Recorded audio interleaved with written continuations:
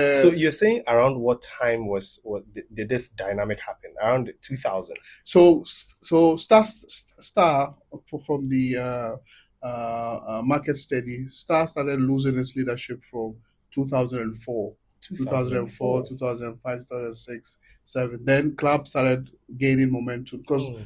see, obviously the best beer in Ghana was Star beer, Star beer at the Star and time. Golda, you know. Okay, obviously, well, I know all of the three brands, but Oh, unfortunately, I don't drink yeah, beer, so I wouldn't sorry. know. But yeah, sorry, but I'm beginning to pick up on a theory, and if you'll indulge me, Sure. this Beer the Anwani Club Yeah, campaign, we spoke about it. It's one of my favorite. yeah, I think if you're saying that it became club year started gaining momentum in from 2004, and that Beer the Anwani Club had been running for about a decade. yeah, Do you think, and you're saying that it was running among the younger folks, yes, yeah. do you think that campaign, because I hold a strong opinion that that campaign was so successful that up to date, if anybody asked me what beer should they go for, even though I haven't tasted both and I don't know, I'll probably say club. Yeah, Because in my head, beer the Running running Club, club, right? yeah, Do you think, and I'm not putting you in a tight corner, sure. I know we didn't discuss this, but do you think that it played any role at all, that campaign that they did? Yeah, Because it was also music and yeah. advertising. So see, that campaign had a very powerful hook, Mm-hmm. which is called the nationalistic cue. Okay, so club did what nobody expected to do, was to own the Ghana moment.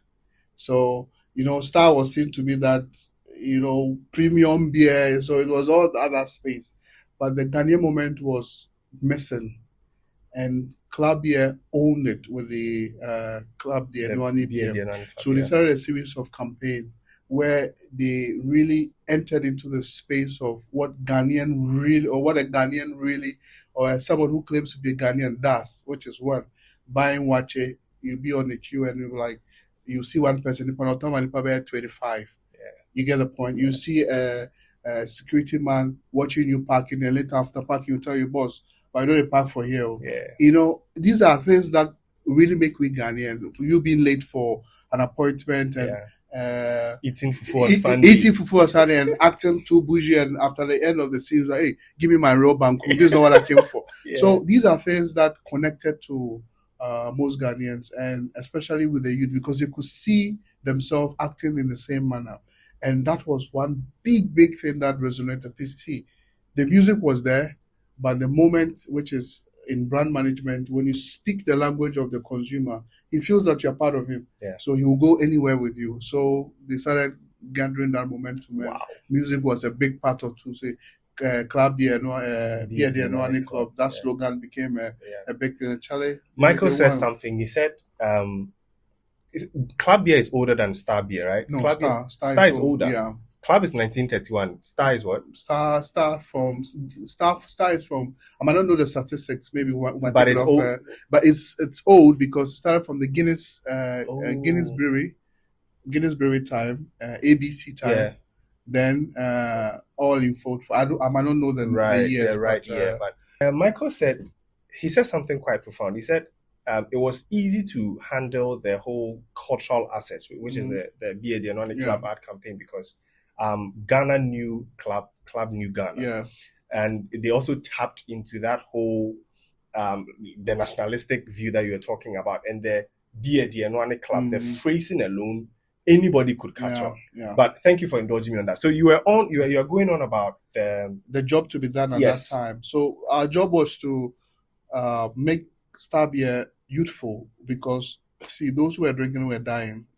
Just to say that, because if it's an aging profile, then obviously when you are 45, 50, you cannot drink two bottles, you drink one. You drink one. And volumes might not go up. So we need to get to 18 to 24 to start drinking that. So what do we do? So at that time, we had commissioned Ipsos and Canterworld. They Mm. were the research agency that had been commissioned to ask consumers, what is it that the youth like? What is it that the youth wants to be associated with? What is it that what is it that speak the language of the youth?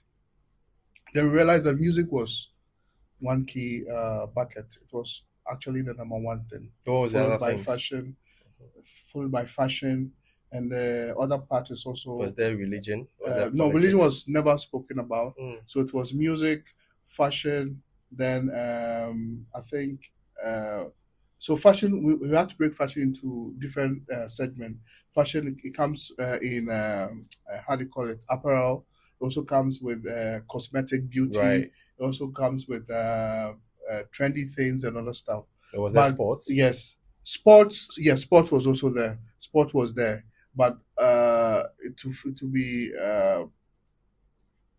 see, we found it quite interesting why they didn't take sport to be number one, Exactly. because nobody spoke about sport. Which year was this? We did this in 2012. Wow. 2012. 6 years after Ghana's first World Cup. Sport came very last. Why? Because the sport they were talking about was basketball and not the football that we're looking at. I don't know what happened that moment, how Black Star or whatever it is, but it was so funny. The youth, which is 18 to 24, we're not talking about sport. We're talking about music, fashion, entertainment, which goes about with the same music, Yeah. and apparel, costumes that they have to wear. But the shocking part is a lot of them also wanted to stay back or stay connected to their roots.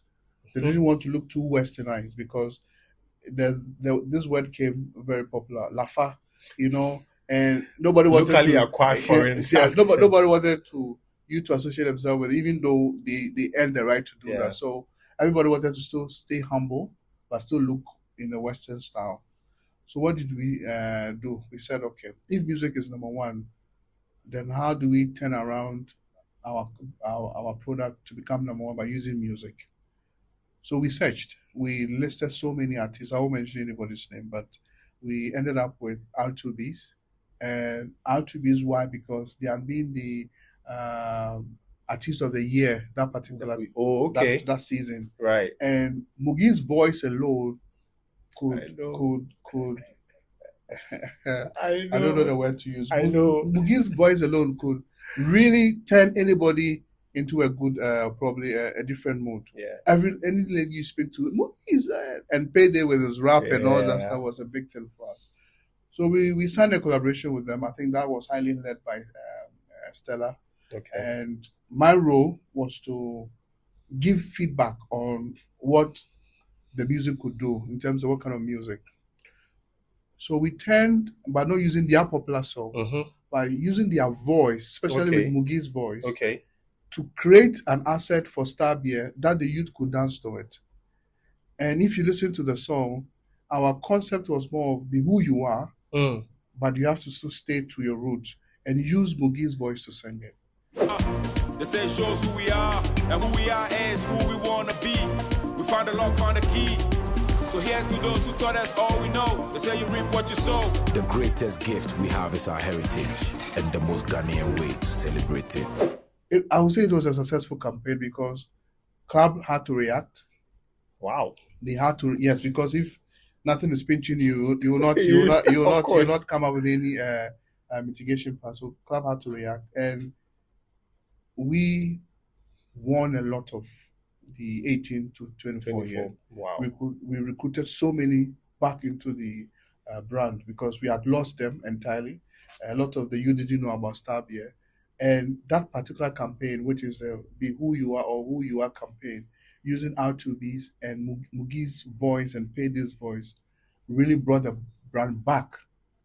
We added some other things, which is change the label, make it look more youthful. All these things were done in connection with the music part. But the music part was a critical part because we used a musician, an artist, and we used the voice of one of the best top male vocalist in the country. At that time. Yeah.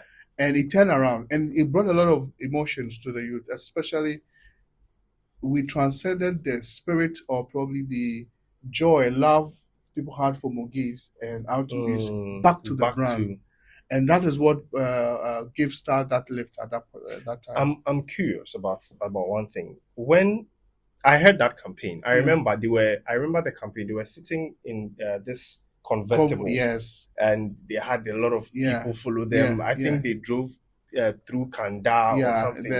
Under the bridge, right? Yes. I remember. I have a picture of that. Yes. how did you, was the, first of all, how was the video shot? And was the video that you shot, was it all part of the activation plan? Yes, because we wanted to be youthful. So we had to pick cues that would really resonate with the youth.